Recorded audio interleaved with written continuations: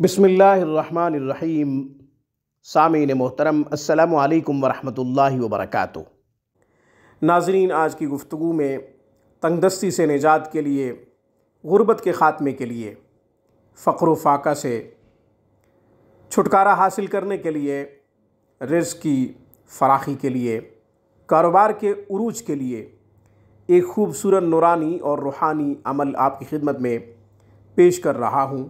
ये वजीफ़ा बहुत ही अच्छा है। इंशाअल्लाह इसकी बरकत से घर से फ़क़्र व फ़ाक़ा का ख़ात्मा होगा, गुर्बत का नामो निशान तक ना रहेगा, तंगदस्ती जाती रहेगी, रिज़्क़ भी फ़राख होगा, कारोबार को भी उरूज मिलेगा। नाज़रीन, याद रखें, वजीफ़ा भी पढ़ना है, इसके साथ साथ अहकामात इलाही की पाबंदी करते हुए पंजगाना नमाज उनके औकात पर अदा करना ज़रूरी है।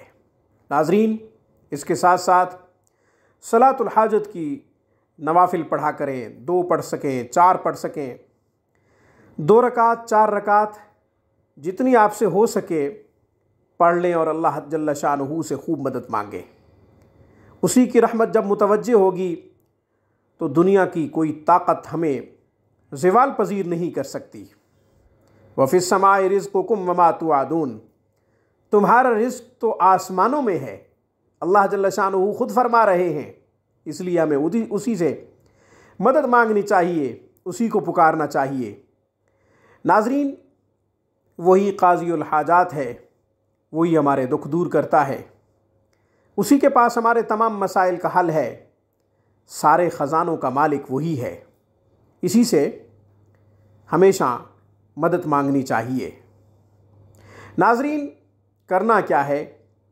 ला इलाहा इल्लल्लाहुल मलिकुल हक़्क़ुल मुबीन सुबह की नमाज के बाद 100 मरतबा इस तरह पढ़ें कि फ़जर की नमाज़ पढ़ लेने के बाद दुरूद इब्राहिमी 11 मरतबा पढ़ लें। इसके बाद ला इलाहा इल्लल्लाहुल मलिकुल हक़्क़ुल मुबीन 100 मरतबा पढ़ें। फिर दुरूद शरीफ 100 मरतबा, दुरूद शरीफ 11 मरतबा पढ़ लें। पहले भी 11 मरतबा दुरूद शरीफ पढ़ें, बाद में भी 11 मरतबा दुरूद शरीफ पढ़ें। दुरूद इब्राहिमी बता रहा हूँ। बीच में ला इलाहा इल्लल्लाहुल मलिकुल हक़्क़ुल मुबीन 100 मरतबा पढ़ना है। इसके साथ साथ बंदा का मशवरा ये भी है कि सूरह यासीन शरीफ भी पढ़ ली जाए, चूँकि हुज़ूर नबी करीम सल्लल्लाहु अलैहि वसल्लम का इरशाद है कि दिन के शुरू में जो शख्स सूरह यासीन शरीफ को पढ़ लेता है, अल्लाह ताला उसके तमाम कामों में, दिन के जितने भी काम होते हैं, अल्लाह ताला उसके लिए काफ़ी हो जाते हैं। यानी हमारे जितने भी उमूर होंगे जो हम दिन को सरअंजाम देंगे, उसके लिए अल्लाह काफ़ी हो जाएगा, अल्लाह हमारी खूब मदद करेगा। इसके साथ साथ बंदा का मशवरा ये भी है, मगरिब के बाद या इशा के बाद सूरह वाक़िया को ज़रूर पढ़ लीजिए। खुद पढ़ लिया करें, अपने घर वालों को भी तलकीन करें। बेटियां हैं, बहनें हैं, माँ है, बीवी है, उसे भी कहें कि वो सूरह वाक़िया पढ़ लिया करें। सूरह वाक़िया अगर ख़वातीन पढ़ेंगी तो कारोबार में मर्दों की मुआवनत हो जाएगी।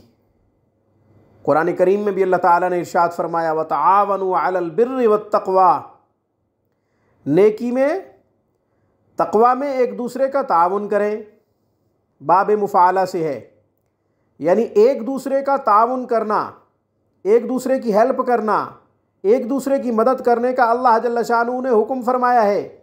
व तआवनु अलल बिर्रि वत तक़वा, तो ख़वातीन को भी अपने मर्दों की मदद करनी चाहिए। ख़वातीन अपने मर्दों की कैसे मदद करेंगी?